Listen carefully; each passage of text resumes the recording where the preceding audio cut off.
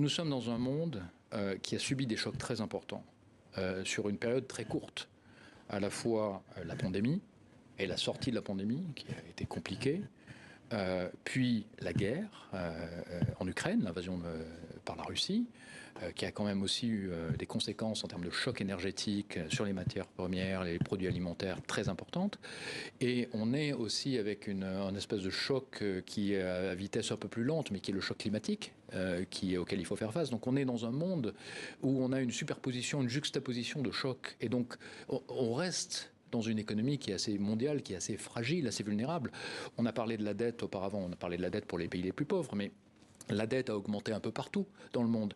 La capacité à faire face à un choc important qui nécessiterait de s'appuyer sur les ressources publiques, elle est amenuisée aujourd'hui.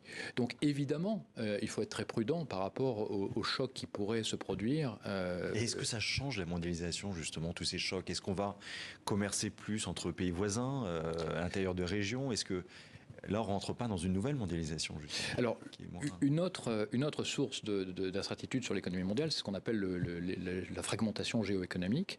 Et donc, évidemment, c'est lié aux tensions commerciales qu'il peut y avoir entre différents pays, et principalement les États-Unis et les pays qui sont alliés aux États-Unis, et puis la Chine et d'autres pays autour de la Chine.